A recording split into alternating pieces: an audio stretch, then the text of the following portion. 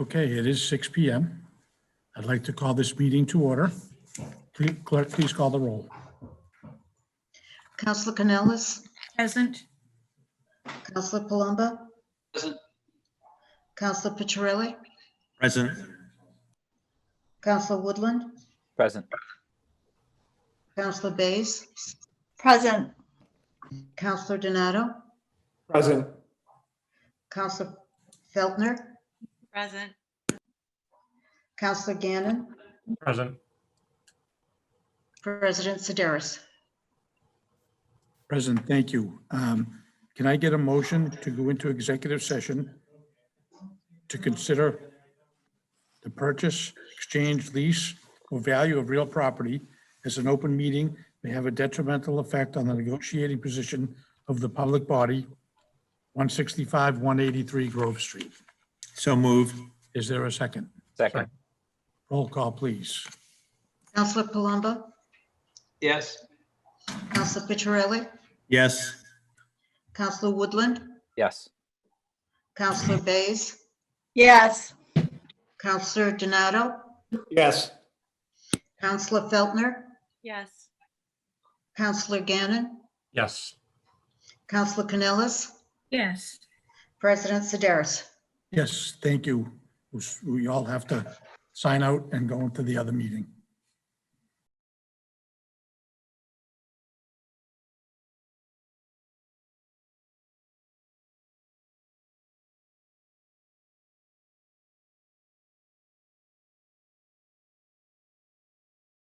I'd like to call the meeting back to order. For people that are watching at home, this meeting is being televised and recorded by Watertown Cable Access Television. It is a Zoom meeting. The Zoom information is available on the town's website.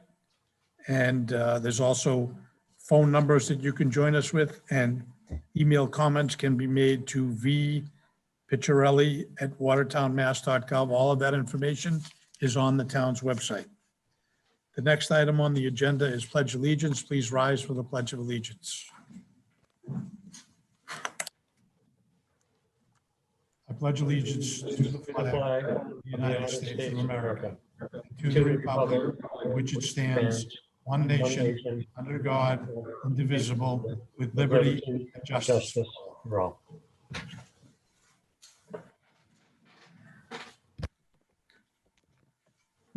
Thank you all. Next item on the agenda is public forum. And I know there's several people that want to speak. Let me just make a couple of comments. Please, if you can, use the raise your hand function. I will recognize everyone one at a time.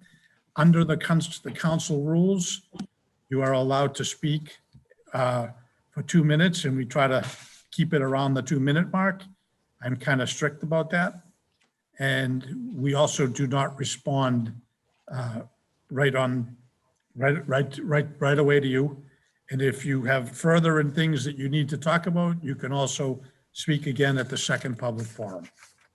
So I will start with Rick Kalish. You need to please identify yourself and give me your address. So all of that is for the record. Thank you. Rick Kalish. Yes, good evening, everyone. Thank you. My name is Rick Kalish, Richard Kalish, 270 Pleasant Street in Watertown. Thank you for the opportunity to speak. Two quick things.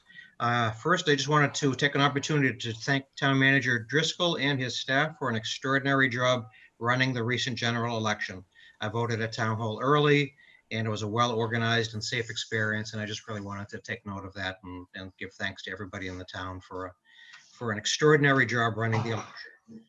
Second quick thing regards the hiring of the DPW superintendent. I'd like to read a letter from Watertown Faces Climate Change, which was written to Town Manager Driscoll regarding the hiring of the new superintendent. Before I read it, I do want to thank Mr. Driscoll for his prompt and thoughtful response to my letter. And the letter reads, "Dear Mr. Driscoll, the Department of Public Works will play a major role in helping the town meet the commitment of net zero emissions for 100% renewable energy by 2035 for municipal and 2050 for non-municipal respectively.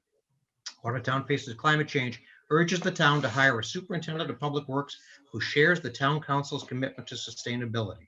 Of course, he or she needs to be, as the job description says, a highly qualified, skilled manager who can exercise considerable independent judgment.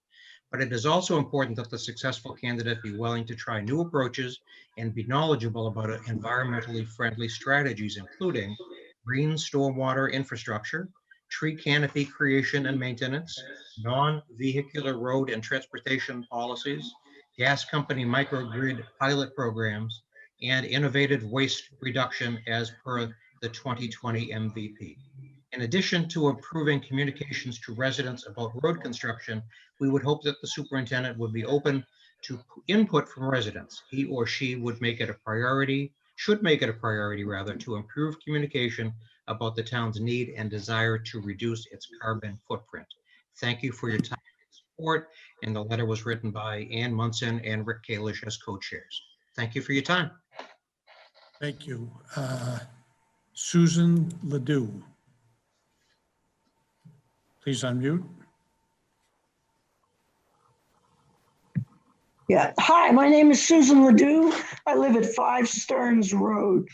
I wanted to speak just for a moment about a letter that Rick Kalish presented last meeting rather, and it was about enacting an addition to the building code, which would be a stretch code for net zero construction, for the building of net zero construction.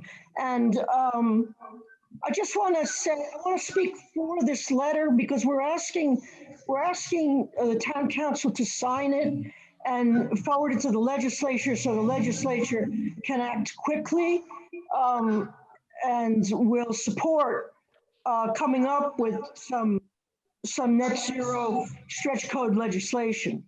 Right now, we can't really require net zero construction because our state building codes don't demand it, obviously. But if we in the state are going to meet the goals that Rick just alluded to, the 100% renewable energy goals by 2035, we have to build net zero buildings. We just have to do it. So as far as our energy building codes are concerned, we need this legislature to establish a stretch code, both for Watertown and for the state, because if it waits another cycle, another legislative cycle, we get squeezed against 2035. I mean, it seems like it's a long way away, but getting to our goal by then is actually quite an extensive undertaking. So time is of the essence. The letter that Rick gave to you at your last meeting should be sent to the legislature, please, as soon as possible. The legislative year is running out, and we would like very much for that kind of legislation to be enacted this year, as I'm sure you would in wanting to reach Watertown's goals. Thank you for hearing me. I appreciate it. Thank you. Anyone else in public forum wish to be heard? Jocelyn Taggart, please unmute yourself. Hi, my name is Jocelyn Tager and I live at 103 Robbins Road, and I'm going to echo Susan pretty closely. But anyway, tonight, you, President Sedaris, will be asking town council to send a letter of support for zero net energy legislation to our state legislators on behalf of the citizens of Watertown. This legislation would allow municipalities to establish stretch building codes for net zero building standards, and it would set requirements for members of the Board of Building Regulations and Standards. I ask you all to vote affirmatively to send this letter. Time is of the essence because there's not much time left in this legislative year. Second, although you have voted to build our 2 new schools to these standards, we're not able to require our developers to do so. We can't set building codes or standards. Everyone in the Commonwealth needs this law in order to meet our municipal and state 100% renewable resolutions. Watertown was the first to address this issue, but we did so by calling our solar and lead requirements solar ordinances. Even so, as I've said earlier, we can't require others to do what we've done. And that would include building with a conservative building envelope, high efficiency mechanics, or more energy production. We need this code in order to do so. We do know that net zero building now costs the same as conventional building practices, but pays back over the life of the building, starting in the first year of occupancy. And these buildings will be our affordable commercial, industrial, and housing.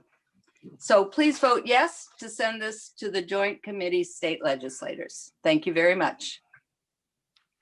Thank you. Anyone else in public forum wish to be heard at this time? We do have a second public forum at the end. Do you want me to, do you want me to read that? Yes. Yes, Councilor Petrelli has an email. Thank you, Mr. President. I got an email from someone. It's from Alan Fox. He did not, unfortunately, give us his address. It says, a resolution to close Greeno Boulevard. I'd like to address my concerns and observations regarding this proposal and entered into the public record. Number one, why is this even necessary when the closure was in effect for a few months? Its purpose was so that people could maintain social distancing, not for the sole purpose of recreational use. Number two, there already exists an extensive network of paths along the Charles River for cyclists and pedestrians for recreational use.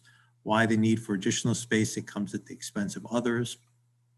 Number three, Lower Greeno Boulevard is a vital connection between Arsenal Street and North Beacon Street for motorists and commuters. Closing it off will only result in drivers seeking alternative routes and diverting traffic through residential neighborhoods, namely Louise Street.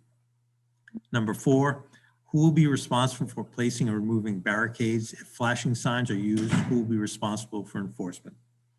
Alan Fox. That's the only email I've received, Mr. President. Thank you. Russ Arrico, please unmute yourself.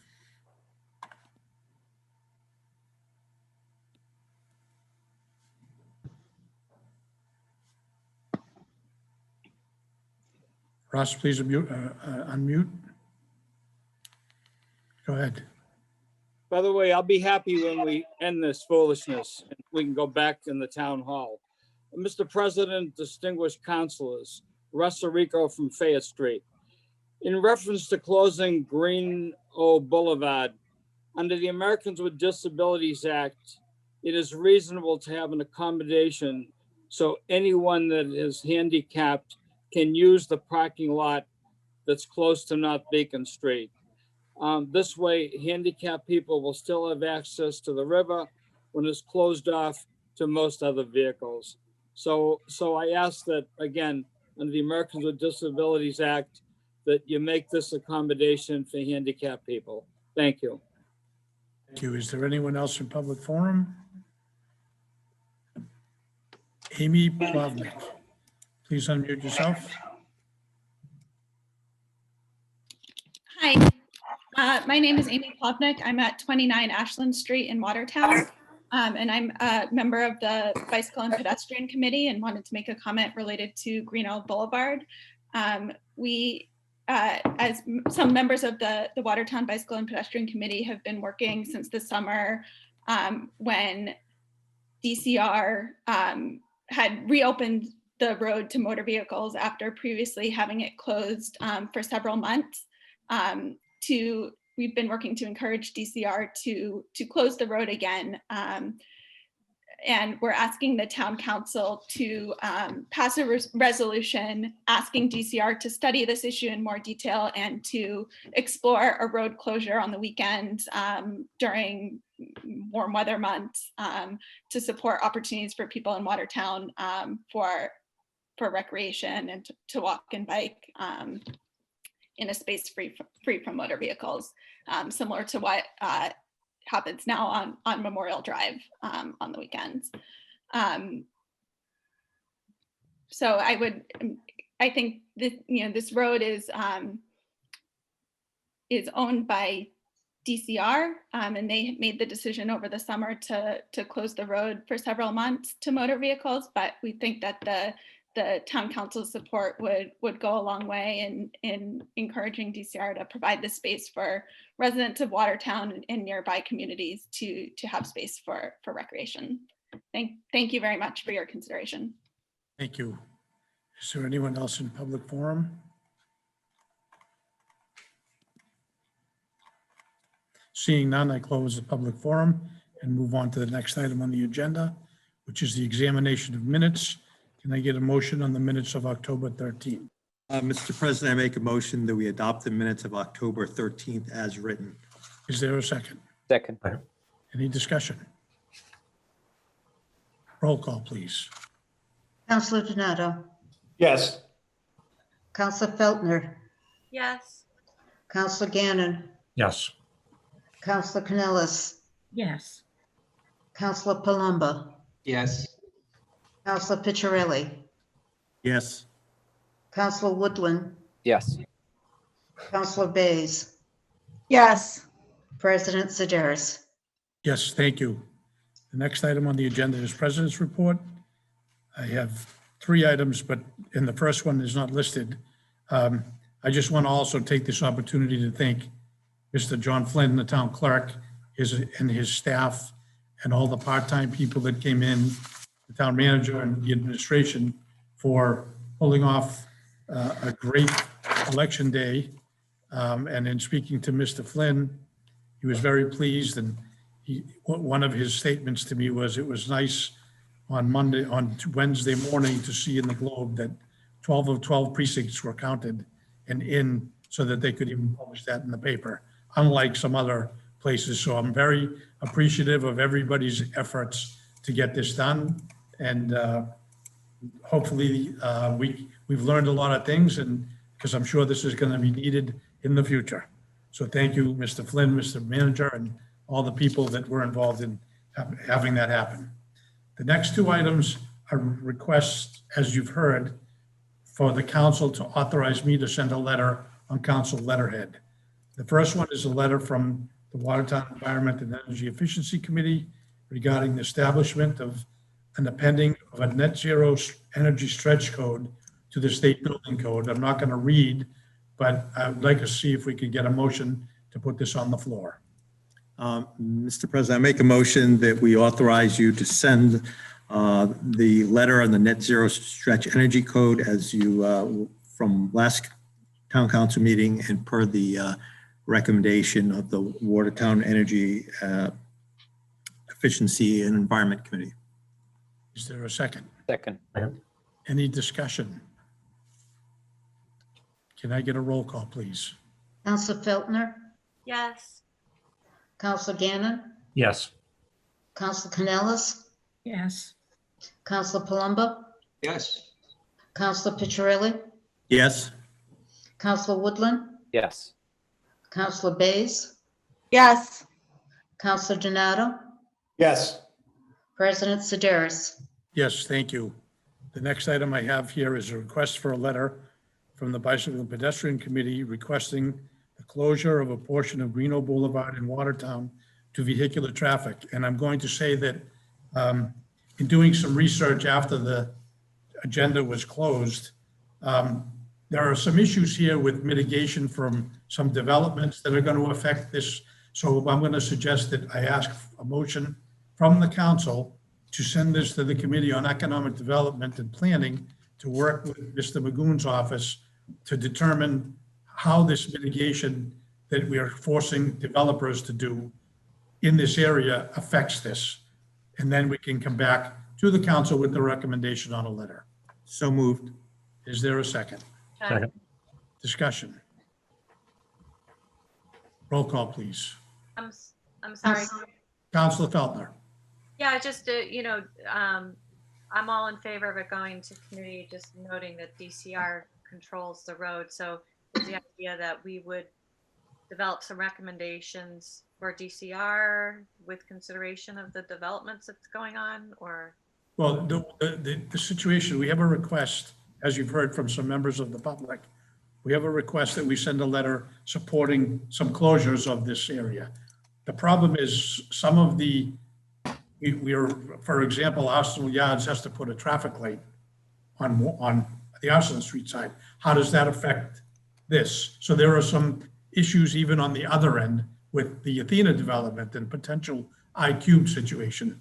So I don't want to be requesting something of the DCR that we may not be appropriately doing. So I want to get some further review by the committee. Are there any other comments? Yes, Angie? yes. Yeah, Angie, Councilor Canales. Thank you. Mr. President, many of you may be aware of communication that I forwarded on August the 6th. It was in response to Senator Brownsberger notifying me about a petition. This was also copied to the town council, Mr. Driscoll, Mr. Magoon, Mr. Tracy, and Representative Hecht. And I will not be supporting the closing of Little Greeno at this point in time. And I'd like to read this into the record, and certainly I will be presenting it if in fact it goes to committee. And this is addressed to Senator Brownsberger. Many thanks for taking the time to share the petition addressed to the Department of Conservation and Recreation that is being circulated to permanently close Little Greeno Boulevard to vehicular traffic. I was not aware of the petition. Open green space and recreation are the ideals that all communities strive to encourage and implement. In the Arsenal Street corridor, I tread with great caution when a citizen initiative proposes that a roadway link is closed to vehicular traffic. The impacts from the pending build-out of Arsenal Yards and other area developments are unknown. An excerpt from communication that I sent to the Watertown Planning Board on December 14, 2016, references the Transportation Impact Assessment document. Arsenal Yards is anticipated to generate 6,000 to 10,000 vehicle trips per day. And I quote from the document, according to the Transportation Impact Assessment, page 1, executive summary, the project is expected to generate 6,366 additional vehicle trips on an average weekday and 10,648 additional vehicle trips on a Saturday. Both are two-way 24-hour volumes. The prospect of so many vehicles in one concentrated area is overwhelming. And I've linked the document. Many of us will recall the January 31st, 2018 meeting that was attended, coordinated by the City of Boston, Mass DOT, DCR, and others to review short and long-term plans for the Western Avenue, Sogersfield Road, Birmingham Parkway intersection. On page 44 of the document, there is a diversion analysis onto Little Greeno to alleviate congestion at the intersection and the eastbound approach to the Western Avenue Bridge. And I've also linked that document. During conversations specific to I-Cubed, along with pedestrian enhancements, traffic signals were proposed for both ends of Little Greeno. At this time, status of I-Cubed is unknown, and I've also linked that document. Herein, I am sharing the information with Eastenders to be aware of the implications from ongoing and proposed developments. The answers may not be as straightforward as presented. The pros and cons abound. Thank you. And I will be submitting this for the record and certainly to the committee if in fact this passes, that it be referred to committee. Thank you. Thank you, Councilor Picciarelli. Oh, thank you, Mr. President. I was just, so I was looking at the letter that the Bicycle Pedestrian Committee asked us to support the petition for closing it only on weekends for recreation purposes. But then the attached petition talks about closing it permanently to vehicle traffic. So I think there seems to be some mismatch between what we're being asked to support here. So I do support discussing this in committee to see actually what it makes, or what the impact is. But I think those are two very different things, and I'd like to sort of be able to have the discussion with the people who wrote the petition to see exactly what their intentions are, because it seems the person who started the petition has a different viewpoint than what the Bicycle and Pedestrian Committee does. Thank you. Are there any other comments? There's a motion on the floor to send this to committee. Can I get A roll call, please. Counsel Gannon, Yes. Counsel Canellis, Yes. Counsel Palumbo, Yes. Counsel Picciarelli, Yes. Counsel Woodland, Yes. Counsel Bays, Yes. Counselor Donato, Yes. Counsel Feltner, Yes. President Sedaris. Yes, thank you. Next item on the agenda is a public hearing, and 8A is a public hearing and vote on a proposed order allocating the property tax levy among or between property classes for fiscal year 2021. I'll recognize. Thank you, Mr. President, members of the town council. As you recall, 2 weeks ago tonight, on October 27, there was a first reading on the proposed order allocating the property tax among or between classes for fiscal year 2021. As you recall, since fiscal year 2002, some 20 years ago, the Honorable Town Council has voted a shift of 175% from residential, commercial, industrial, personal property classes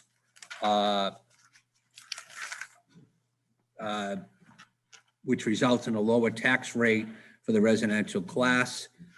Prior to Mr. Earl Smith coming forward, I did want to briefly speak about the chairman of the Board of Assessors. As you recall, Mr. President, members of the council, Mr. Smith came on board January 25 of 2018. He'll be coming on, completing 3 years, the beginning of January. The Honorable Town Council back at the August Town Council meeting had reconfirmed his appointment to May 15, 2023. I would respectfully suggest that we are very, very fortunate to have Mr. Smith as the chairman of the Board of Assessors. Mr. Smith is responsible for the assessing the fair assessment of all the real estate and personal property taxes for the town of Watertown. And that represents it represents 79.5% of the town's $154,013,280 budget. So, Mr. President and members of the council, without further ado, Mr. Earl L. Smith, Chair of the Board of Assessors. Mr. President. Mr. Smith, welcome. Well, thank you. Let me know if you can't hear me or if I need to do anything else. Thank you, Mr. Manager, for that introduction, Council President and members of the council and audience at home. Welcome to the fiscal year 2021 classification hearing. Fiscal year 2021 runs from July 1st, 2020 through June 30th, 2021. So we're 4.5 months in. The August and November bill were estimated bills.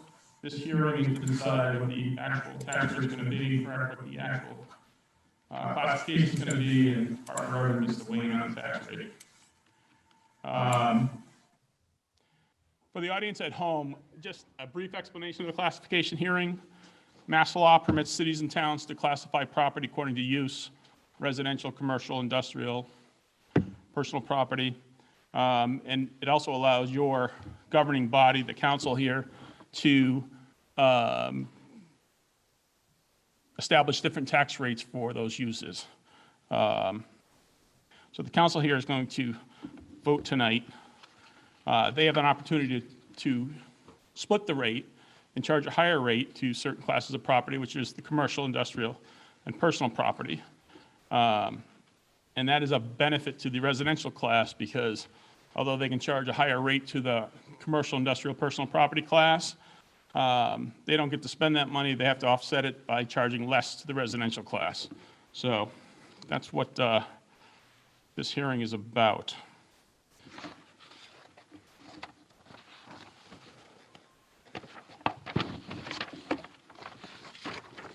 So if we could start, nice, that's a nice cover.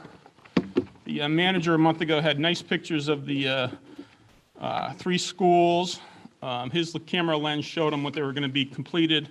The top 2 pictures are the Cuniff School and the Hosmer School. They were taken about a month ago. If you drive by there now, they are very different. Construction's moving right along. So a lot of things are going on in Watertown. A lot of good things are going on in Watertown. So let's go.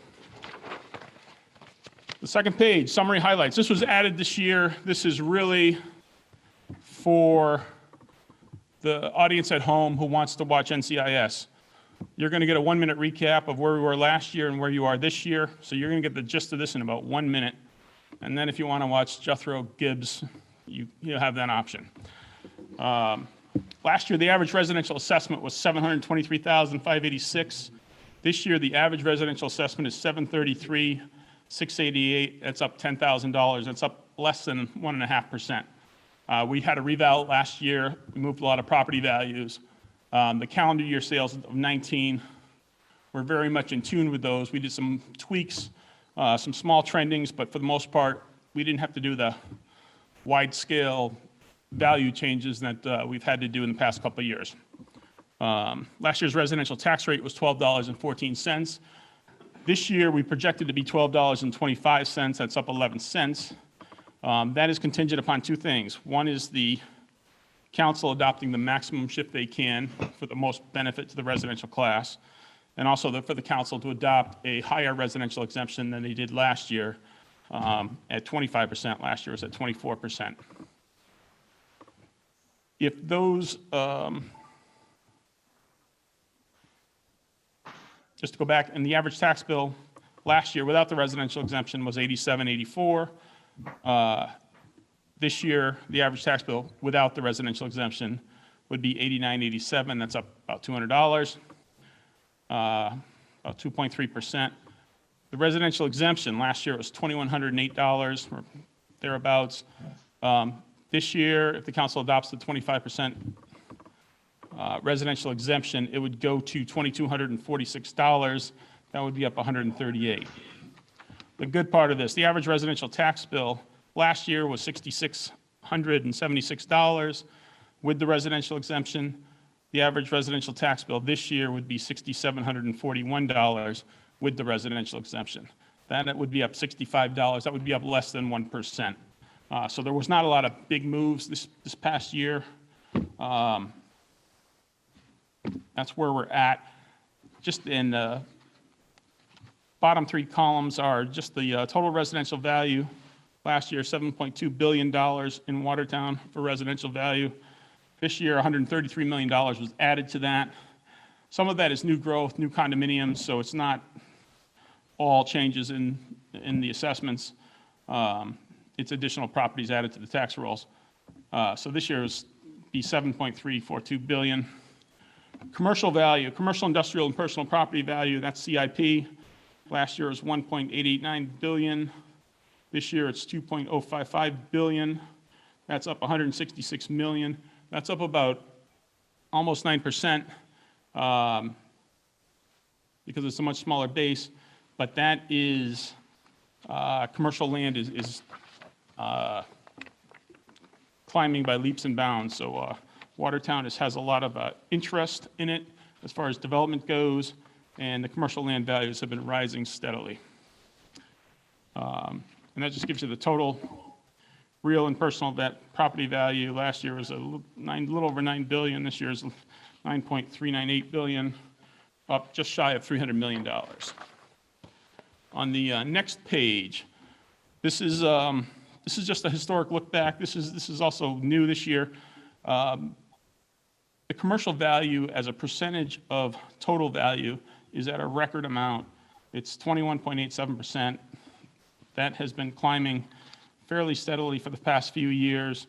And one of the reasons the tax rate is, one of the reasons the residential value, average residential tax would only be up 1% is because more of the shift is going on the commercial base because the commercial base is expanding. So I just wanted to point that out. The previous councils have adopted the comprehensive plan. Just one part of that comprehensive plan was, unlocking the development potential in some of the commercial centers and commercial corridors here in Watertown. That has been happening, that continues to happen, and that is paying dividends to the taxpayers of the community. So in order to decide on what you're going to do with the classification, you need to determine what the levy limit is, how much money you're going to raise, and what the single tax rate would be. The manager's overview, I'm not going to beat this to death. The manager had this overview a month ago. The fiscal year 2021 levy is last year's levy amount, which was $117 million and change. We amend new growth, so if we missed something, we add it in. If we abated something on new growth, we take it out. So we did abate a property. We took out $118,000 for this. We add in the Proposition 2.5. You're allowed to go up 2.5%. And we also add in new growth. We were certified for new growth this year. Tax dollars of $3,402,547. You add all those figures together, you get $123,391,323. That is what we're going to raise in real estate and personal property taxes this year for the budget. Calculating the single tax rate, it's just basically a levy divided by the total value of the assessed property. You get a single tax rate of $13.13. Just want to step back for 1 minute and just take a look at the new growth. This is really for reference to tell you where the new growth came from. And it also gives you sort of a 3-year average of the past 3 years of new growth, where it came from. And just this year's new growth was a little bit lower than the past previous years. We pick up new growth through June 30th. So basically our new growth is running from July 1st to June 30th. And this year with COVID-19, you had a lot of construction come to a crawl in March, and some ceased totally in April and May. So we're really had about 75% of what we would have had, we had about 9 months of good construction and 3 months of very poor construction or no construction. So we'll have a better new growth number next year. But significant contributors to new growth for this year is obviously Arsenal Yards. They're the biggest project in the community right now.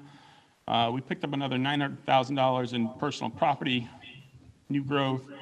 Arsenal on the Charles, Alexandria purchased them last December. They have pulled over $65 million worth of permits. They are doing a tremendous amount of work there, and that will pay dividends for Alexandria, but it'll pay dividends for the town also. Sort of rounding out 65 Grove Street, which was an office building converted to a lab, and 650 Pleasant Street, another building converted to a lab and have an addition put on it, and 80 Elm Street, the self-storage place on Elm Street, opened up this year.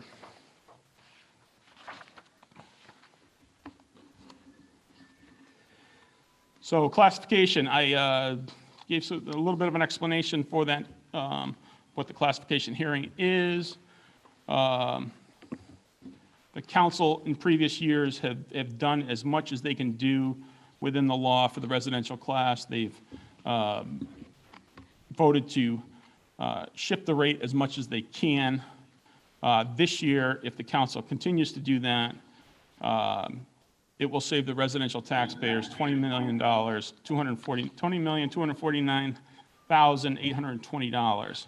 And on the next sheet, it will show that. So no matter what happens, we're going to raise $123 million.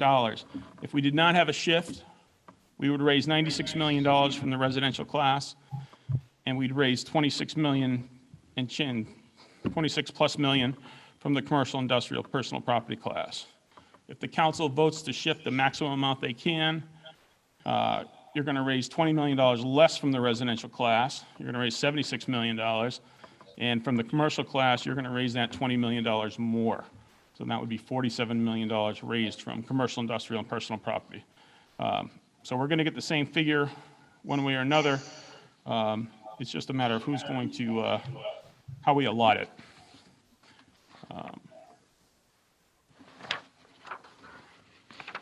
And on the following page, these are the historic shifts in Watertown. Since 2002, the council has voted the maximum shift to try to alleviate the burden on the residential class.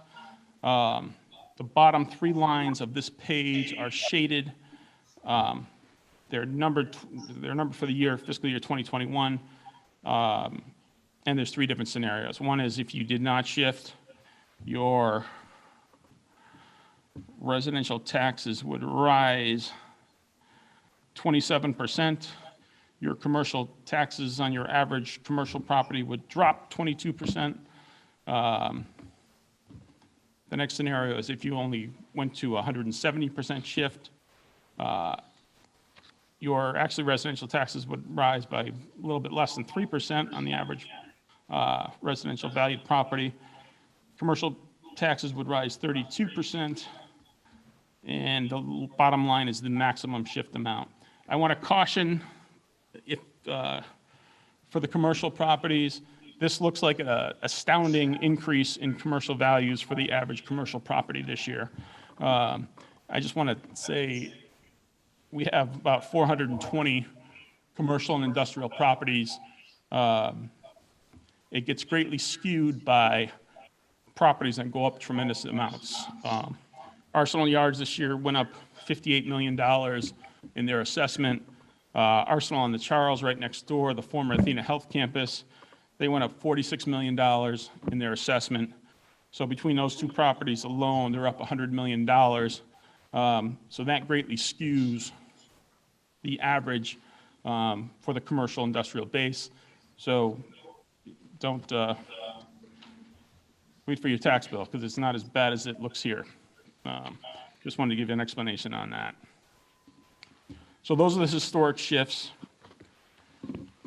we've had in Watertown. That's just for reference and to see what the options are and how they would affect the residential and commercial properties.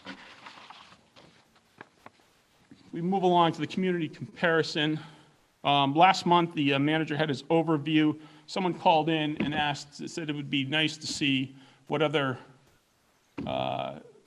neighboring communities are paying for real estate taxes. That is actually always included in the manager's budget. It's also included in the classification packet. So I just wanted to point that out, especially here. This is for fiscal year 2020. This is for last year. Obviously, everyone's setting their tax rates now, so we don't have the most recent 2021 tax rates for the community.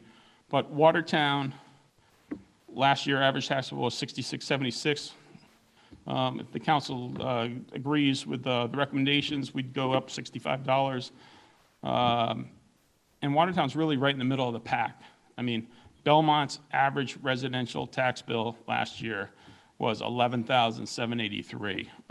Newton, $11,243. Arlington, $8,579. The places that have lower average residential taxes are Cambridge, Boston, and Waltham. Those are listed here.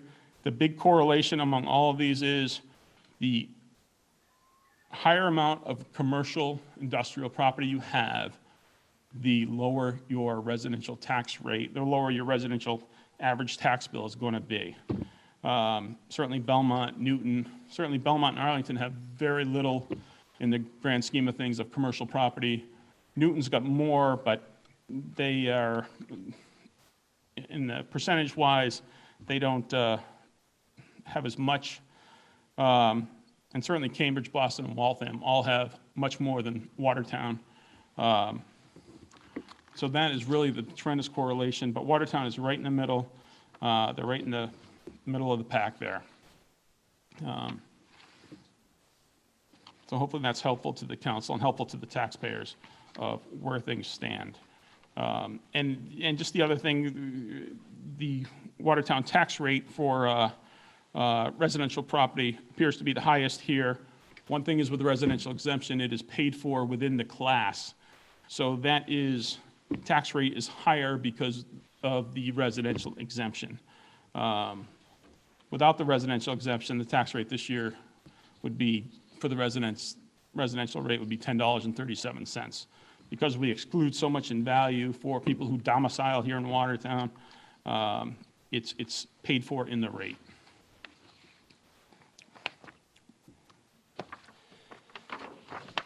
So if we could just go on to the Board of Assessors' thoughts. Last year, for the first time, we sort of telegraphed what we'd do. What we recommended was to increase last year's residential exemption amount to 24%.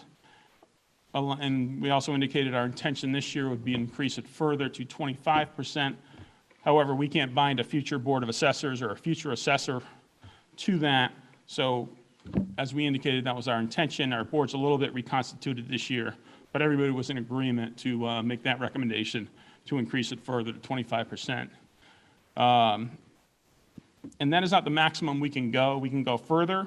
What we're looking to do, our current thinking thought process is if the taxpayers of Watertown vote for a debt exclusion for the high school, we would be looking to increase that exemption further to try to offset some of the sting of that. So we will review that carefully as time moves on and depending on what happens within the community.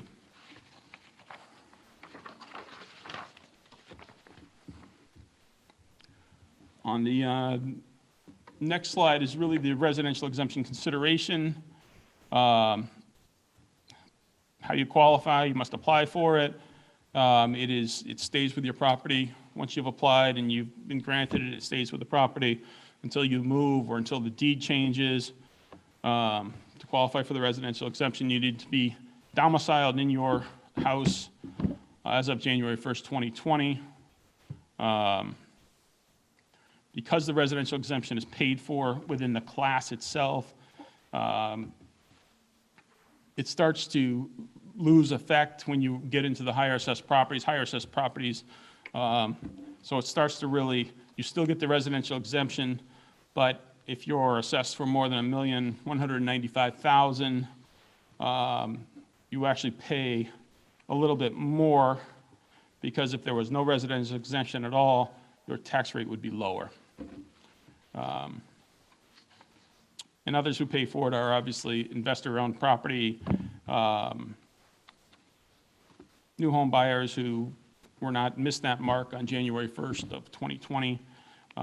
They don't get it the first year, but they're certainly, we will certainly send them an application next July. And obviously taxpayers who have a second home, we get calls from Florida continuously for people on a second home. Florida has very beneficial laws, so people will send us a letter revoking their residential exemption here for a homestead down in Florida. So that's who's paying for it. The following page is really a good reference point of what's going on in the town. It is a snapshot of where all the assessments lie. And this is for condominiums, first 1 families, 2 families, 3 families. We have 9,710 properties in Watertown like that. The assessments are broken down to how many properties are assessed for under $500,000, $500,000 to $750,000, $751,000 to $1 million, and $1 million plus. The strongest category is $1 million plus.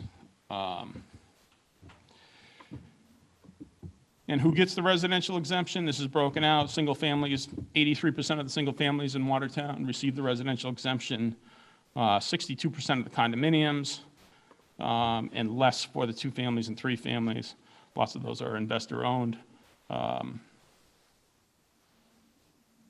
And this also breaks out where the assessments lie for condominium singles, 2 families, and 3 families. I had a gentleman come in last year who told me he was trying to prove that our large, newer 2 families went up over 20%. I gave him my classification packet, and he said, see, you proved it already. Because big changes last year. But anyway, this is a great reference point just to see where everything lies.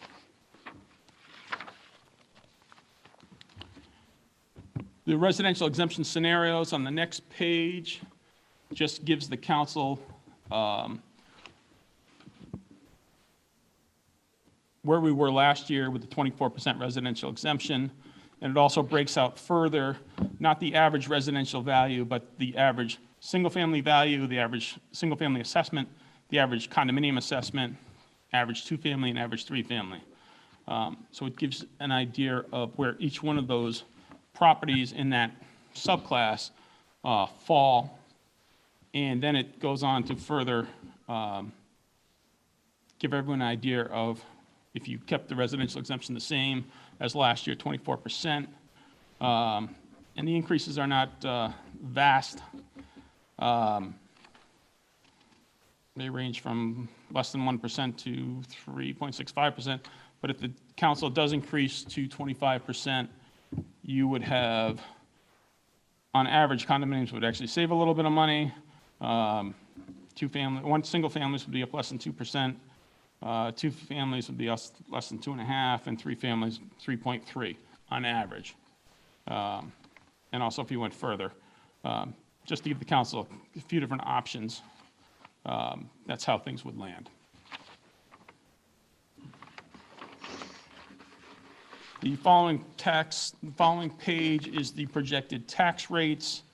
Highlighted in yellow in the middle is the average residential value for Watertown for this year, fiscal year 21, and it gives a sliding scale of residential exemption amounts, what the tax rate would be with that residential exemption amount, and what the taxes would be. Highlighted in gray or dark brown or brown in the bottom, that's where the residential exemption starts to lose its value. And that's, again, that you have to be assessed for $1,195,000 or more. And at that point, you still get the residential exemption if you are domiciled in that property, but you would actually be paying a little bit less if there was no residential exemption at all. So that is just a chart available to you to see the different scenarios and how things would shake out.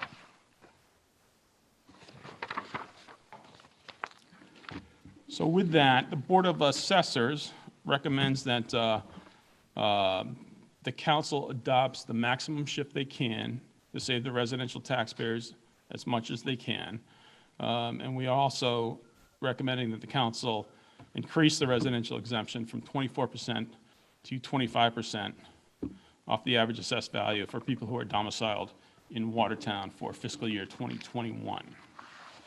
I don't know if it's appropriate to take questions. Someone's going to have to relay them, but certainly I will entertain anything you would like to discuss. Okay, we're going to attempt to do this, Tom, if you can stop sharing for now. Well, no, never mind, wait.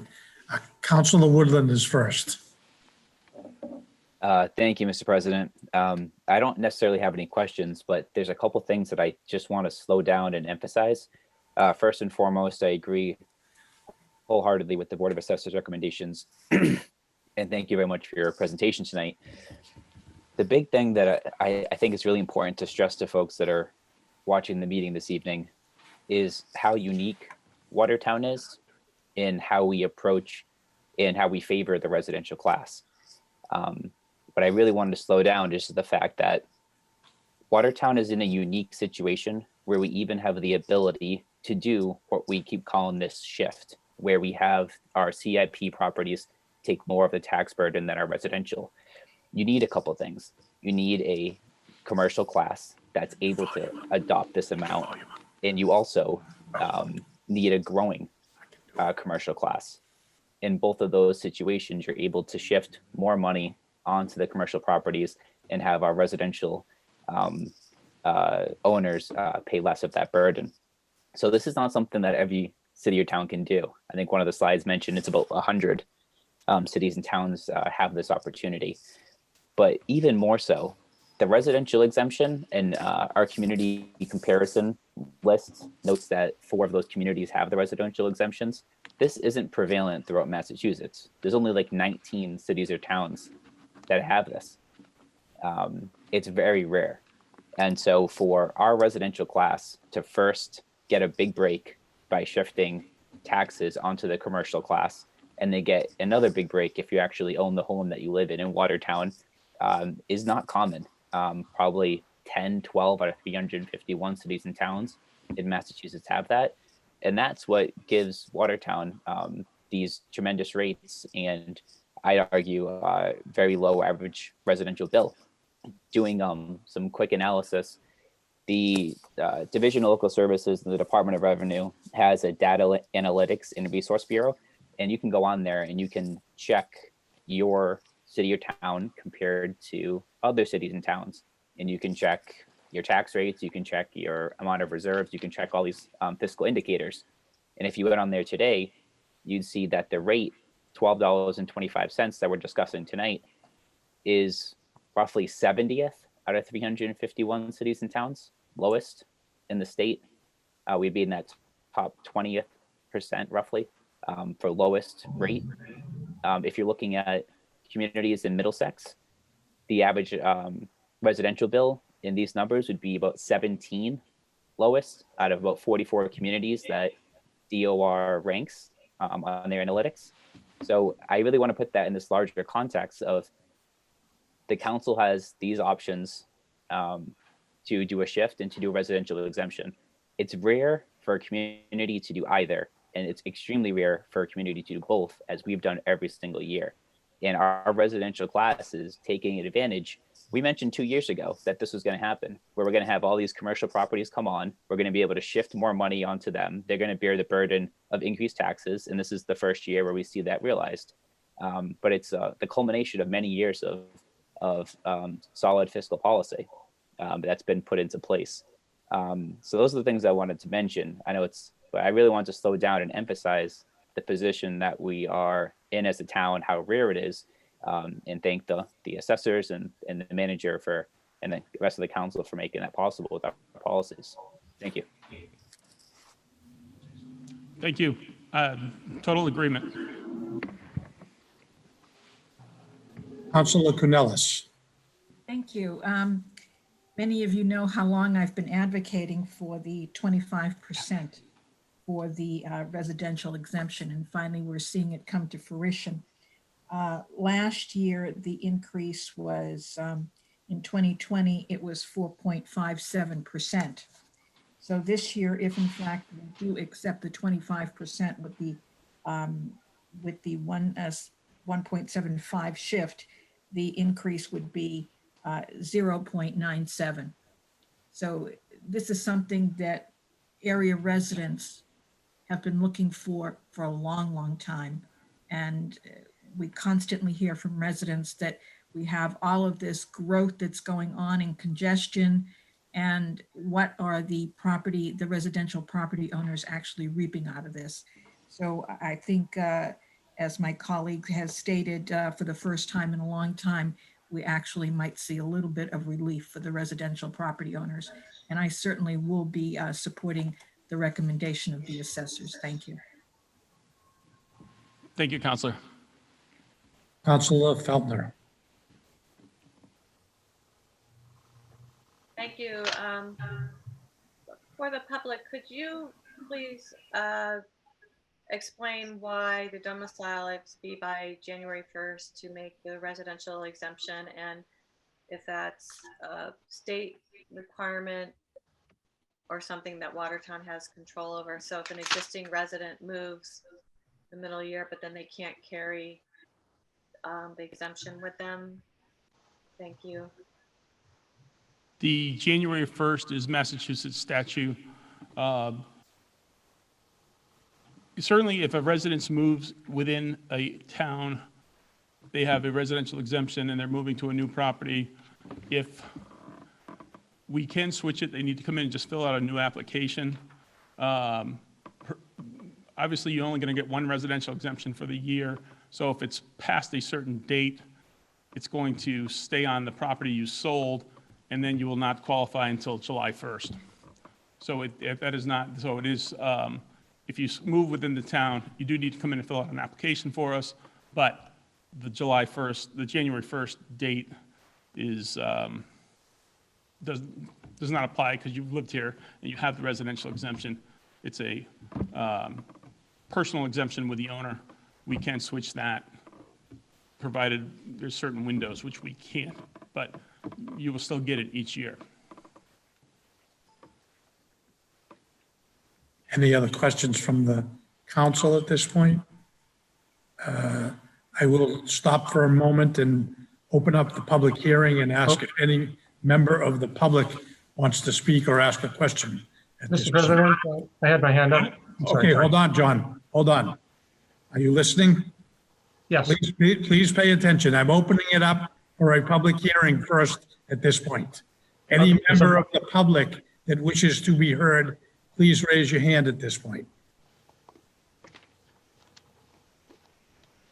Seeing none, I now close the public hearing. Now, Councilor Gannon. Thank you, Mr. President. I was a little confused. Other councils were speaking before that. So I want to follow up with Councilor Woodland's praise with the not only the Board of Assessors, the fiscal practices of the town, and the economic mix of uses within the town that allows us to be in this position. So I think the approval of a residential exemption up to 25% is a fair number in that there's a break for residential taxpayers, and at the same time, Chapter 59, Section 5C, which Councilor Woodland alluded to earlier, allows for a maximum shifting of up to 35% of the average assessed value. So it's not only a good, it's good for the residents, and it's fair to the business class or the commercial industrial classes as well. So with that, I want to thank the town and all the forces that allowed this to happen, going back even to the planning board, the zoning board in which I served, and the planning staff, which open up Watertown as an attractive community for local growth. And one question I had, though, is Mr. Smith, I saw your new growth numbers, or the properties by which they were based. And I do recall that the Tufts Health Plan building was sold, which as we know is an exempt use property, was sold to a private developer. Would that be captured in new growth for this year, or did that sale occur during the present fiscal year? That would be new growth for fiscal year 22. Okay. Okay, thank you. Any other member of the council wish to be heard? Councilor Gannon, let me just apologize because halfway through the council, I forgot to open it up for a public hearing. So I wanted to make sure that the public was speaking. Oh, absolutely. Good observation, Mr. President. Councilor Woodland, you have your hand up again. Yes, thank you, Mr. President. The only additional piece that I want to stress here is that the town is only allowed to tax as permitted by the state. So how your property is assessed as full and fair cash value determination is all prescribed by state statute. And how we are able to calculate our levy is all prescribed by state statute. The only local choices we have are the ones that are in front of us. And I appreciate this council's commitment to making sure we're doing everything we can for our residential class. I don't see any other comments. I just want to close. Council President, I don't know if you can see my hand, but I would hope that if we could try to use the raise your hand function, I can see you better, because when we split the screen, everybody goes to the side. Sorry, Councilor Palumbo. Thank you. I wonder if Mr. Smith could go back to the community comparison slide. Now, again, I'm just asking, if I was to look at this slide, I would see that our tax rate is 12.14%. Our residential tax rate, right, is 12.14%, which is that's what that reads, which is higher than the other communities. And is it also fair to say that the low average residential tax that Cambridge, Boston, and Waltham have, then is that purely because of their high CIP? That is the strongest correlation of each one of those communities has certainly a vastly higher CIP than Watertown does, just like the 3 previous ones that have higher taxes on average have a lower CIP. And may I? Yes, continue. And also, it seems like the 3 below us have two of them reached the maximum on exemption of 35%, which I assume that also affects their average residential tax bill. Is that correct? Yes. Okay. Thank you. Sorry, Counselor, I didn't. I'm going to ask again if anyone has any questions. Sorry. Seeing none, let me just close by saying thank you to Mr. Smith and the Board of Assessors for their efforts in this great presentation this evening. I also appreciate the thought of having some flexibility when it comes time to potentially vote for an override for the high school, which will give the opportunity to have some, offsets from the cost of that should it pass. So I'm really appreciative that we're taking this slowly and we're taking a measured approach rather than just jumping into this. So thank you very much. At this point, I'd like to get a motion. We need 2 motions. The first motion would be on the shift. Mr. President, I make a motion that we need to turn off yours. Oh, we have a little feedback problem. So, Mr. President, I make a motion that we maintain the 175% commercial shift. Second. Is there a second? Any discussion? Can I get a roll call, please? Council Canellis, Yes. Council Palumbo, Yes. Council Picciarelli, Yes. Council Woodland, Yes. Councilor Bays, Yes. Councilor Donato, Yes. Councilor Feltner, It's frozen. Yes, I have no idea where we are. Meeting. Councilor Gannon, Yes. President Sedaris. Yes, thank you.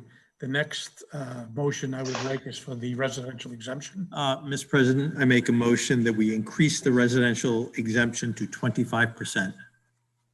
Is there a second? Second. Any discussion? Roll call, please. Council Palumbo, Yes.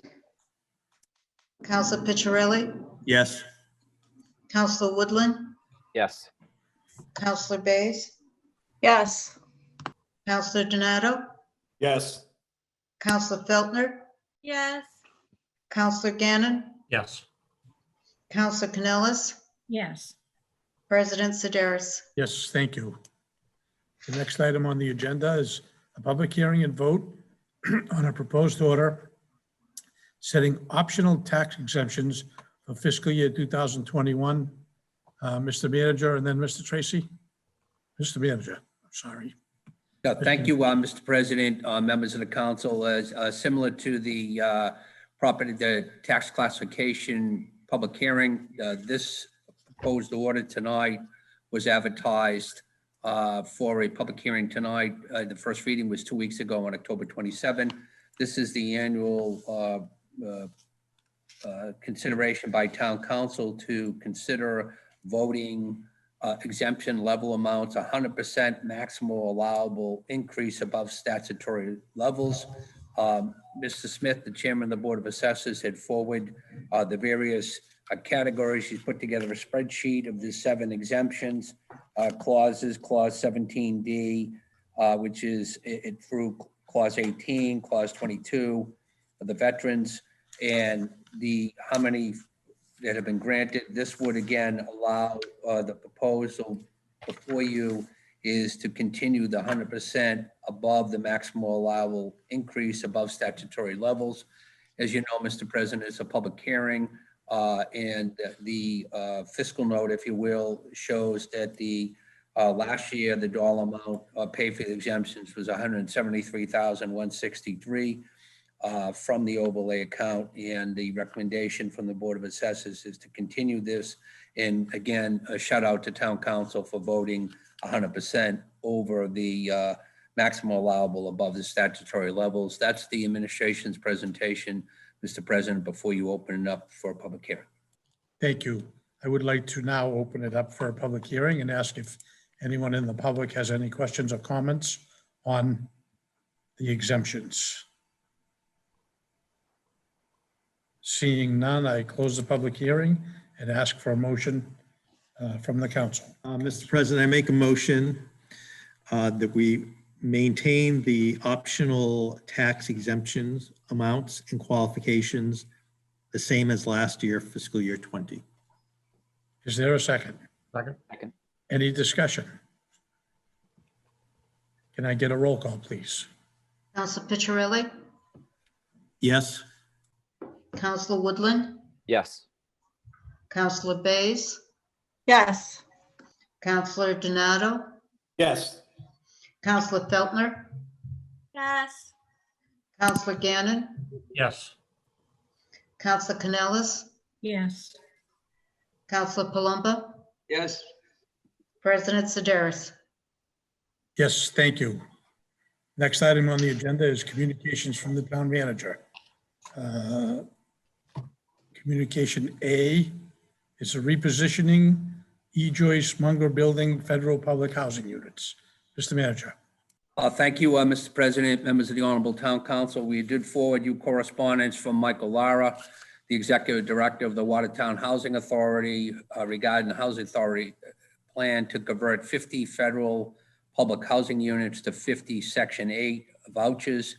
Additionally, we forward correspondence from the Watertown Housing Partnership endorsing the Housing Authority's proposal. As I indicated, Mr. President, members of the council, I'd bring it up under tonight on the communications. In respect to request, the matter be referred to committee for policy consideration and guidance by the Honorable Town Council. Mr. President.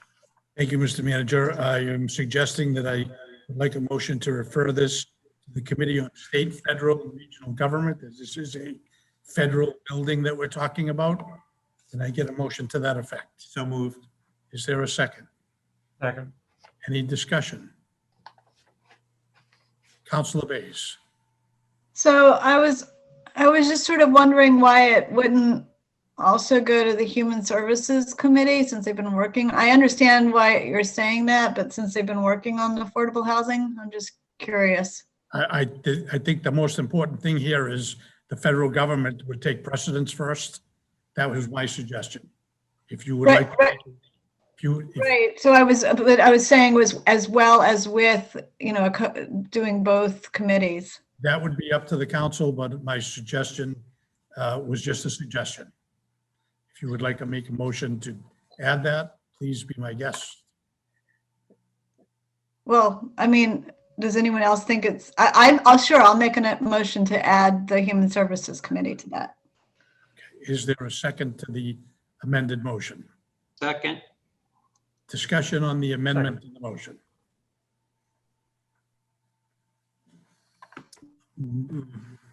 Maybe I'll. Councilor Picciarelli. Yeah, thank you, Mr. President. This is really more of a administrative issue. It's not really creating more affordable housing. I don't know, it doesn't really seem to, from a policy standpoint, to be housing as a human services as much as it is just sort of agreeing with the classification to get more funds from more money for these units. So I think this is a relatively straightforward thing, and I know that Human Services has been having a lot of meetings, but this, there doesn't seem to be a lot of Human Services input needed to make this decision. Any other comments? Councilor Canellis. Thank you. I would agree with Councilor Piccirilli. This is a policy decision. It's not an issue of reducing or increasing affordable housing. Any other comments? Any has his hand up. Councilor Woodland. Thank you, Mr. President. Just be very brief in saying that, as I indicated a couple meetings ago, maybe a few months ago now, Human Services shouldn't even be dealing with the issues they're dealing with now under Rule 11 of the council rules, which delineates what issues, what committees are supposed to be discussing. And I'll read directly from those. Committee on Economic Development and Planning to consist of 3 members of the council to consider matters pertaining to planning, development, redevelopment, zoning, or housing. Economic Development and Planning should have all those issues by the plain letter of our own rules. For some unknown reason, that is what my motion was seconded and defeated 7-2. So no, Human Services shouldn't have this issue because it's not in the rules. And if we were going to do another committee, it'd be EDP. But like everyone else is saying, it's more of a policy-based issue than it is whether considering the substance of the housing. Thank you. Councilor Gannon. Yeah, thank you, Mr. President. So my biggest concern when I saw the proposal was whether the mix of affordable housing, or the income limits would be impacted at all. And that was my biggest question, whether this would impact folks who qualify for housing in any way, or is it neutral in that regard. I believe that that's not going to affect any of that. That's why there's the subcommittee will flush out all these details, but I do feel, from what I've been told, that that's not going to affect any of that. Any other comments on the amended motion to send it to a second subcommittee? Councilor Feltner. Thank you. Thank you, Mr. President. I'm not opposed to Human Services being included since they've already taken up affordable housing, and just a matter of, staying in the loop and informational. But for sake of expediency and maybe convenience of being able to get everybody to a meeting, especially as we're entering the holidays, and it seems like it's just an administrative matter that it could make sense to limit it to one committee. So just sharing what I'm thinking. I can withdraw the motion. Is the second going to be withdrawn? Yes, I can withdraw. Okay, any further comments on referral to federal, state and federal? Can I get a roll call, please? Councilor Woodland, Yes. Councilor Bays, Yes. Councilor Donato, Yes. Councilor Feltner, Yes. Councilor Gannon, Yes. Councilor Canellis, Yes. Councilor Palumba, Yes, Councilor Piccirilli, Yes. President Sedaris. Yes, thank you. The next item is item B, which is the relocation of NSAJO Holdings, Inc., Medical Marijuana Treatment Center and Adult Use. Mr. Manager. Yeah, thank you, Mr. President, members of the Town Council. As the President just indicated, there was correspondence forward from Mr. Magoon regarding the subject of the relocation of NSAGO Holdings Medical Marijuana Treatment Center and Adult Use Marijuana Retailer. As I indicated, bring it up tonight in respectful requests referred to Committee for Policy Consideration and Guidance to the Honorable Town Council. Thank you, Mr. Manager. I'm going to respectfully request that we get a motion to send this back to the Committee on Economic Development. I just want to say that when the council was considering relocations, this particular site was not chosen. So I do think it's important that the council, before they do an additional process, weigh in on the merits of choosing this now over when it wasn't chosen before. So I would like to get a motion to refer this to the Committee on Economic Development and Planning. So moved. Is there a second? Second. Any discussion? Councilor Palumba. thank you. I if I remember correctly, I think this was not chosen out of a number of different proposals. It didn't receive the highest support. There are other things. I want to just state, and I will state this, that I support the move from Elm Street to the Arsenal Street to the old Monroe, excuse me, Monroe Muffler Shop for the NSAJO Holdings. And we'll state that also at the meeting of the Economic Development and Planning Committee. Thank you. Thank you. You are correct, Counselor. The applicant itself had a license and they were favorable. It's the site that was chosen. And rather, I do think that we do have to have another process to go through. That's the only, it's not to say that this applicant wasn't qualified. The site didn't work as well as the application before. So I think I appreciate that. Are there any other comments on the referral? Councilor Gannon. Mr. President. Thank you, Mr. President. So I was not on the council when the proposal first came before, and I know it was the first marijuana retail or medical marijuana facility. So in terms of the move, I'm just curious is whether there's a new development proposed for this new location, or are they moving into an existing or reconverting an existing building? No, this is an applicant that had a medical license and a recreational license was granted at Elm Street. They basically. You're echoing. I'm sorry.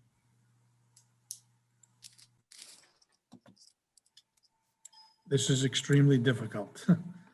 They basically, it appears, lost their lease at Elm Street and they're looking for a new location. So this is a location that is a vacant piece of property that they want to move to, that the council, and the previous, before you got on, this was a location amongst many that was made an application to have a recreational facility, this particular site, and the applicant were not chosen for one reason or another. One reason being there was one on Elm Street. They thought potentially this might be too close. So the council chose to don't leave the one on Elm Street, the one in the middle of Watertown Square, and the one on the west end of Pleasant Street. So now, because they're asking for a move, I suggest that we need to have that discussion again about the location. Yeah, thank you, Mr. President. And just a quick follow, they're retrofitting an existing building or building a new one? It's the Monroe Muffler Shop. Okay. So I'm sure, the council is only going to decide if this is an appropriate location. Planning and zoning will figure out what the building's going to look like. Gotcha. Thank you. Can I get a roll call, please? Councilor Bays, Yes. Councilor Donato, Yes.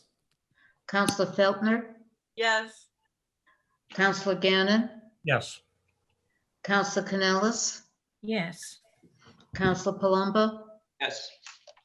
Councilor Picciarelli, Yes. Councilor Woodland, Yes. President Sedaris. Yes, thank you. Mr. Manager. Yeah, thank you, Mr. President, members of the council. I've got two more items.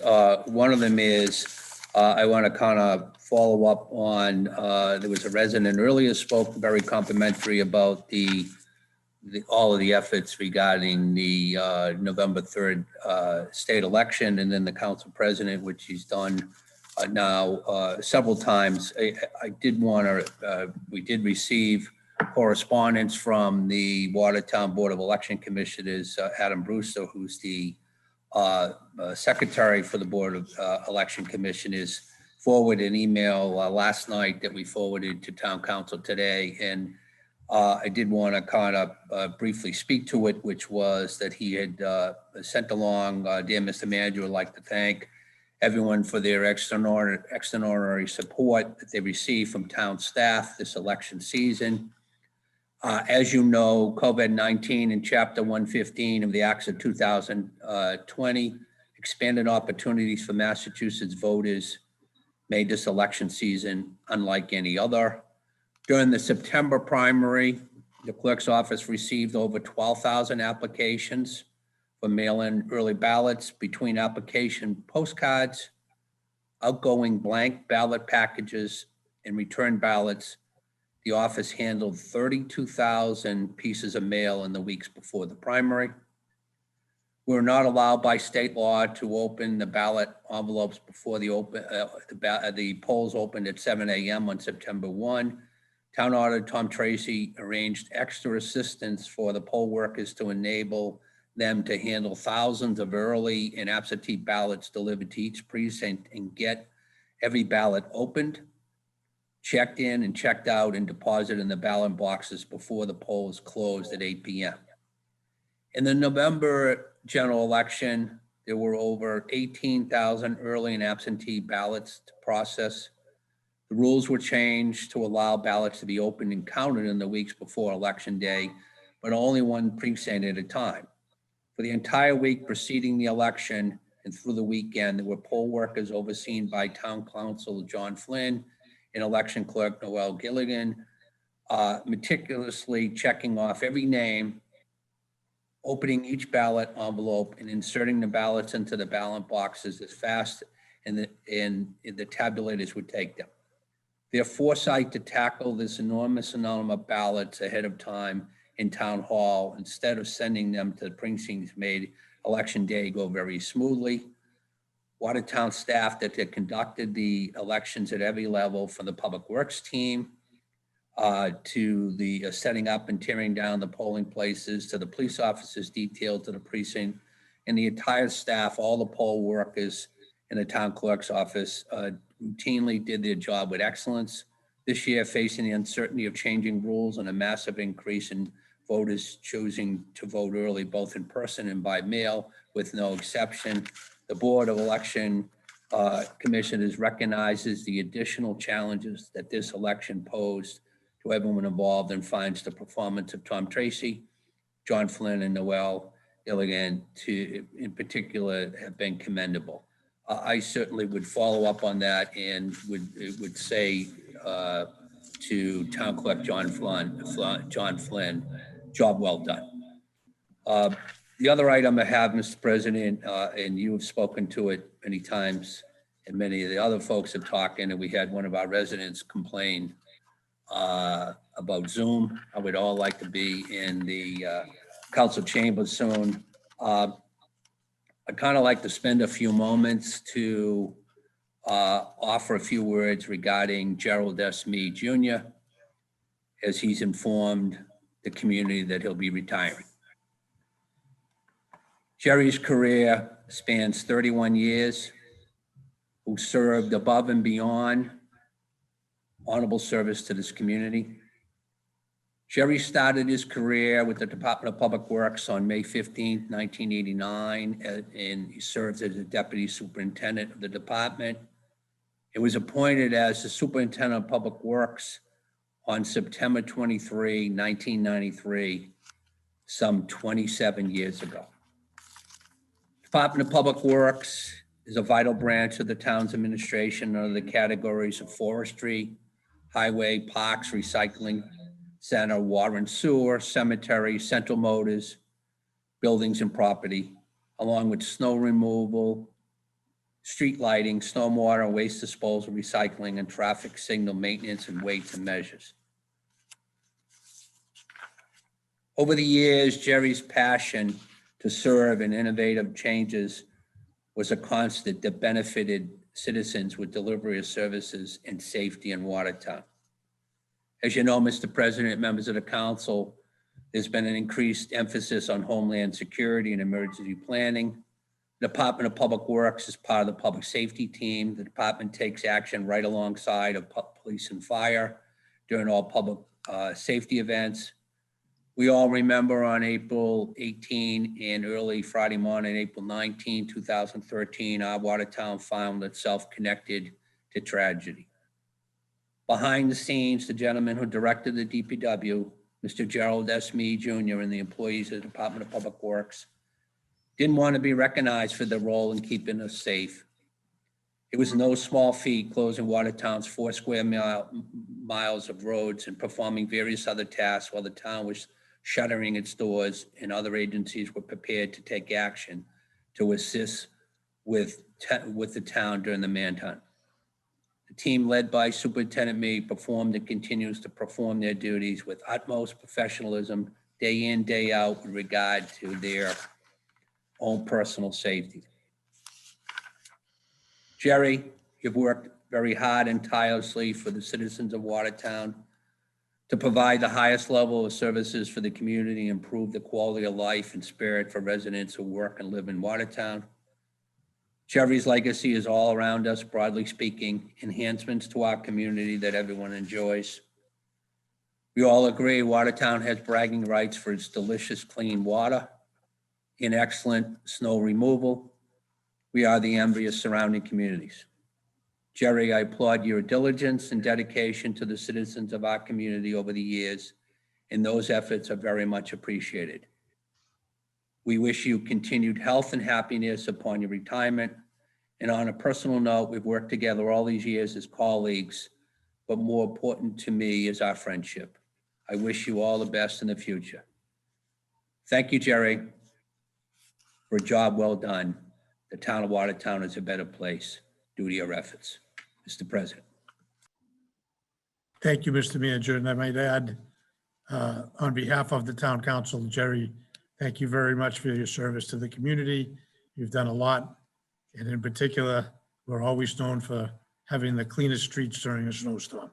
So thank you very much for all your years of service.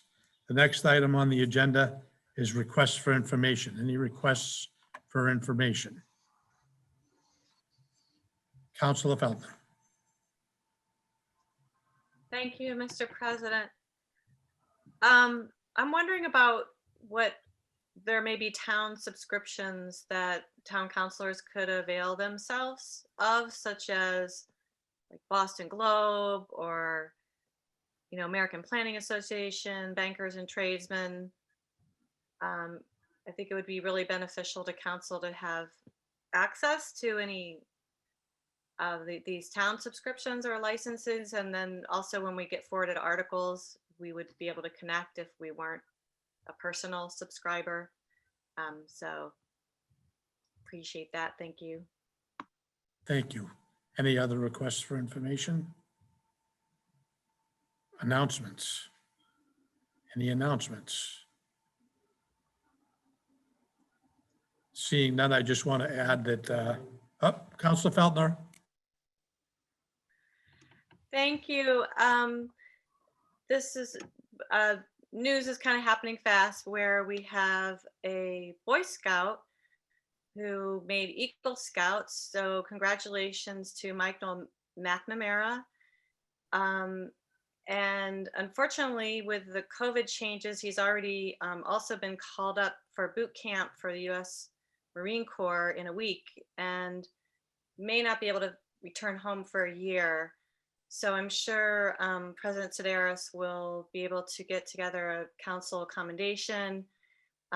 He will be awarded his Eagle Scout this Saturday at 1 o'clock. And so big congratulations to Michael McNamara, and God bless you and your family and the U.S. Marine Corps. Thank you. Thank you. We are going to take care of that. We'll get a proclamation. Any other announcements? Councilor Cornelis. Thank you. On November the 23rd, which is a Monday at 6:30 p.m., there's going to be a developer's presentation for 23 Elm Street. The information is currently on the town website, and I will be sending out follow-up to the East Enders. Thank you. Any other announcements? Just upcoming, the Town Charter Review Committee is also going to be meeting next Tuesday evening at 6 o'clock via Zoom. We're going to be, the most exciting thing about that is the new CI, Chief Information Officer, is going to be making a presentation of a lot of exciting things that are going to be on the website about the charter And then in the future, I'm sure he'll be talking about other things that he's going to be able to help the town with as it relates to the website. So next Tuesday at 6 o'clock. Public forum. Any member of the public wish to be heard? We're going to start with Steve Owens. If you could please unmute yourself, Steve. Hi, everybody. Just want to thank the town council for all the great work they're doing and make one announcement to folks, if you don't mind. The MBTA has a Forging Ahead program where they are announcing various changes to service, including cuts that will affect Watertown. There will be a forum for our region, the inner core region, on November 17th at 6 p.m. And I encourage all members of the town council as well as members of the public to participate in that. Thank you so much. Thank you. Anyone else in the public wish to be heard at this time? Doug Orifice, please please unmute yourself, Doug. Thank you. Good evening, everybody. Good to see democracy in action tonight after a very eventful week. So first of all, town councilor, town manager, thank you for all you do, for everything you do for our community. It's great to be seeing this in motion. Hear me? So I'm here tonight on behalf of the Watertown Business Coalition and on behalf of some of our restaurants in our community tonight. The topic tonight is just looking for some leniency on license renewal fees. As a co-founder of the Watertown Business Coalition, I'm lucky enough to have conversations with many of our proprietors and business owners and business professionals around town. And the majority of my conversations over the past 6 weeks or so have been with restaurants, large and small. And one thing that's come up time and time again is just trying to make it. And really, if I could kind of put a date out there, trying to make it to May. And I think one thing that's been a little bit more immediate is the license renewal fees, which are due on November 20th. So just a couple bullet points here. The issue, we totally understand that there is $147,000 approximately in revenue for the town for these license renewals. But it's also a small percentage of the overall $150 million town budget. We don't know which of our restaurants are prepared to pay these fees. It is $2,700 for those who own a liquor license. It's $8,100 a year for those who rent a liquor license. And again, a lot of these restaurants are just trying to make it to May. If they have some leniency, this type of money could go to a rent payment, an employee paycheck, expenses for outdoor dining, cleaning supplies, PPE, plexiglass, and the other expenses that they've had to try and mitigate and pivot during this really difficult time. We see everything that's happening in the news to these restaurants and the restaurants in our community nationwide. 1 in 6 food service outlets has closed their doors since the pandemic has began.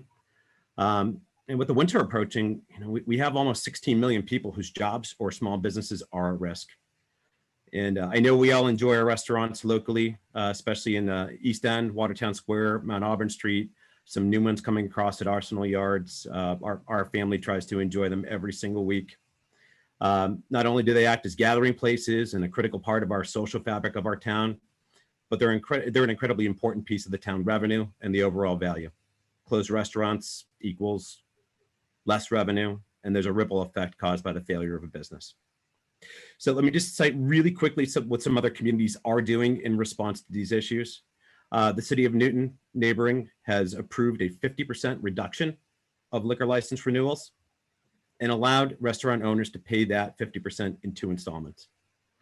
Needham has voted to cut license renewal fees in half. The communities of Melrose, Malden, Springfield, and the city of Quincy have waived them all together for this year. So our suggestion here on behalf of the restaurant community at large and alongside Donahue's, the Halfway Cafe, Wild Willie's, City Works, Shake Shack, Frank Pepe's, Ravello, Shiraz, Ritzy's East, the Ginger Exchange, the Diner at North 11 Beacon, the Little Thai Cafe, John the Grill, and others whose support came in after we wrote a November 2nd letter to the town, is if possible to waive this year's fee 100%. And if not, if you do not have the ability to do that, to waive 50% and allow restaurants to pay the remaining in 2 installments, all due by May 1st, 2021. Thank you so much for your time. And again, thank you for all that you do. Just as I said at the beginning, we do not typically respond. The only thing I will say at this point is this is on the licensing board agenda meeting for November 19th. I would encourage any counselor and anybody in the community to join and please state what Doug has very eloquently stated about the concerns that the restaurant owners of the community have with this fee. Doug, thank you. Thank you. Mark DeShane. Thank you, Mr. President, and good evening. Thank you to the town council. This is Mark DeShane. I'm with Arsenal Yards on Arsenal Street, and wanted to speak to the council tonight regarding some questions over some fees and penalties at Arsenal Yards regarding some property taxes. So I guess tonight is timely. For more than 7 years, I want to say that we've paid our taxes. We've always paid our taxes on time. From nearly 29 quarters, we've paid on time or typically early. However, this year on April 28th, a check for our quarterly tax payment of more than $1.2 million was sent to the town via FedEx. We submitted those receipts to the town, but as a result of COVID, it appears the check was signed off at 10 a.m. as C-COVID, which we assume was how it was addressed when it was dropped off at the town hall. The town hall was closed. It appears the check was lost at the town, and when we discovered that the check had not cleared, we immediately reissued this payment for all due taxes. Nevertheless, the town assessed more than $13,000 in late fees and penalties, which has now grown to about $16,000. The town's been silent on our request for some adjudication on this, except the town has hired counsel to begin actions against the Arsenal Yards. Although we don't wish to continue with litigation on this, we'll still have to do what's necessary. We do believe this is an honest mistake made at Town Hall, and to date, we paid more than $22 million in taxes and fees, and several more million yet to be paid and due soon.